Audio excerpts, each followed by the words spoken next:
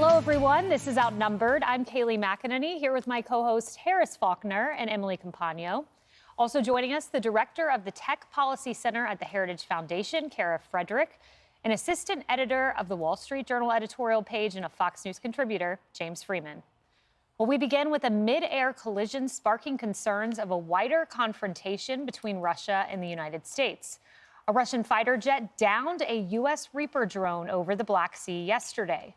The Kremlin claims the surveillance drone was flying too close to its border and crashed into the water on its own following an encounter with Russian fighter jets. But the Pentagon maintains that the drone was operating in international airspace when the Russian warplane clipped its propeller. Air Force General James Hecker denouncing the attack on the United States drone, saying this unsafe and unprofessional act by the Russians nearly caused both aircraft to crash. Defense Secretary Austin saying this incident is part of a pattern of Russian aggression, while other U.S. officials call it a violation of international law. Here's National Security Council spokesman John Kirby this morning.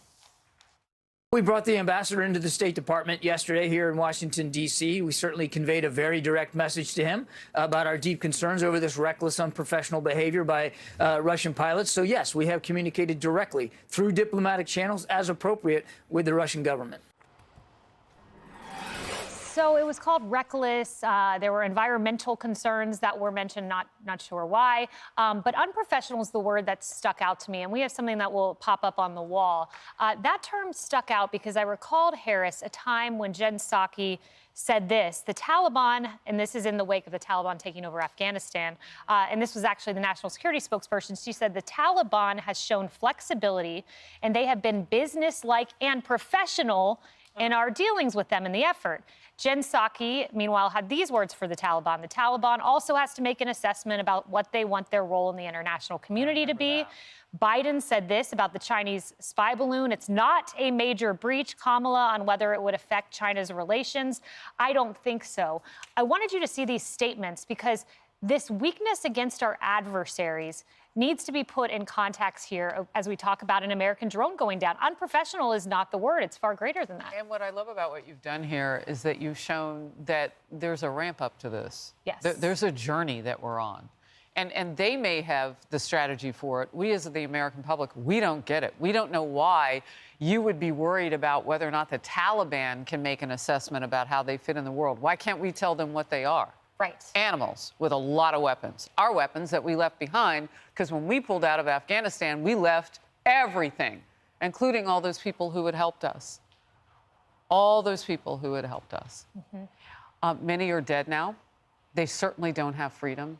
And of course, our own 13 servicemen and women who died at the gates of the Kabul airport as we just couldn't figure out how to pull out after 20 years. There's a progression there. And China watched that. Now we're living through what China's willing to do. And why do I say China?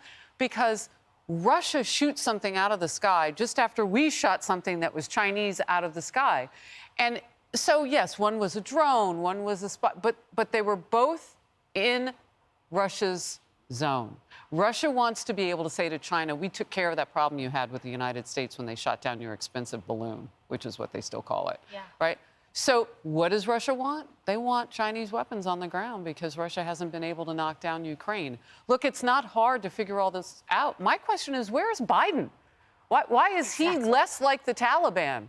Well, I mean, the Taliban gets room and space to figure out how they fit in the world. We know who we are. Why doesn't Biden remind everybody? He should. Well, Jen Psaki, remember, told us it's rare he's up before 9 a.m. or whatever her exact words were. But, James, I thought that was really important what Harris just said as a journey, because what we've seen on the world stage over the last 2.5 years was a journey, because we know intelligence has shown us that Putin looked at what happened in Afghanistan and saw an opening. He assessed Biden's demeanor in that incident and decided it was time to go into Ukraine. Now you see Taiwan, the jets that have circled Taiwan, North Korea popping off missiles in the direction of Japan.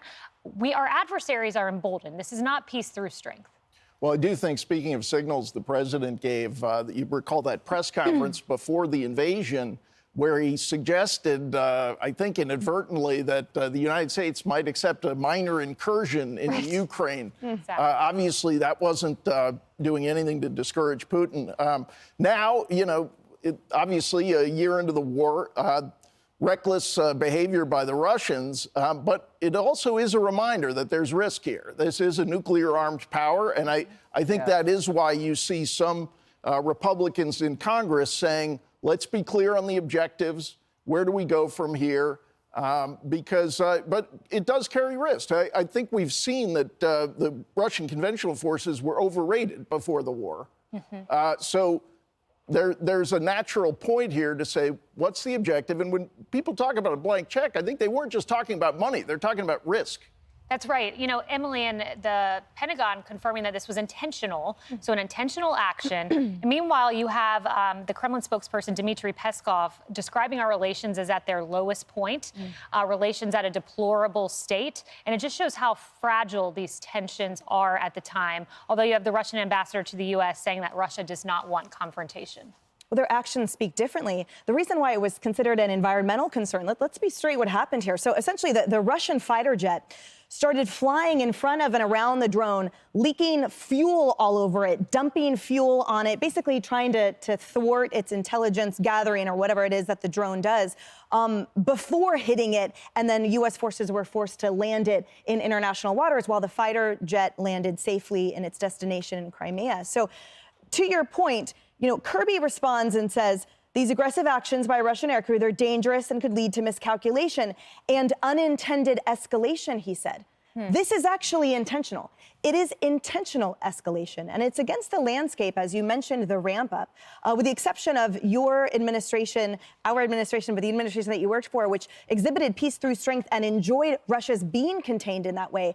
Remember that we have exacted sanctions on Russia for quite some time, including a huge ramp up, a huge surge just in February. Clearly, it's not working. Clearly, Putin doesn't care. So we say on our government websites and through the talking heads of this administration that, well, we've made it clear we won't tolerate. We sanction at our border and there. So too does the international community. Russia clearly doesn't care. And neither does China, to your balloon point. And the fact that they could entertain and engage in such a reckless, juvenile, incompetent behavior to the tune of $32 million, by the way, of our part. Each Reaper costs $32 million. So I don't understand why we don't hand them a bill. Hey, Russia, here's what you're going to do. You're going to pay us back with interest for all of our time spent collecting this and doing this. And let's pull up what Secretary Pompeo just tweeted when he said, Russia bringing down a U.S. drone was dangerous and provocative. This demands a strong response, not weakness, that brings more aggression and puts American interests at risk. Clearly a contrast between the former Secretary of State and Director of the CIA's response and what we got from Kirby this morning. Right. And so now you have 32 million taxpayer dollars on the bottom of the Black Sea. Kirby says it's very deep. We likely won't even be able to retrieve the remnants. But, you know, Kara, this comes against the backdrop of Biden's budget, where we've seen defense spending. He wants to increase it. We have the chart. We'll put it up, 3.2%. But inflation's at 6%.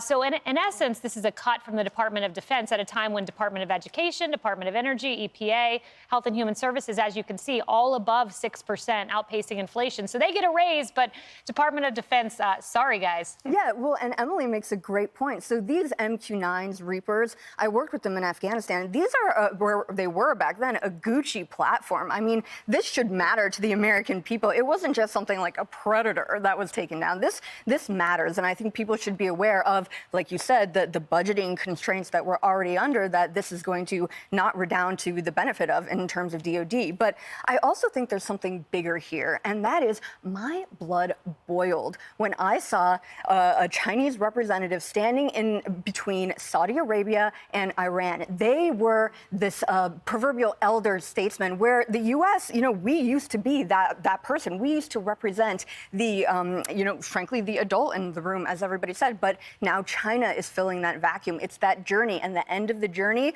leads in us not leading like we've used to for so long. Well, part of that journey ought to be to put some more ships on the Black Sea. Russia has some. We don't have any.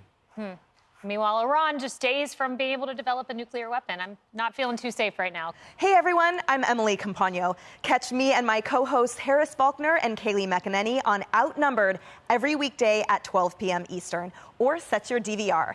Also, don't forget to subscribe to the Fox News YouTube page for daily highlights.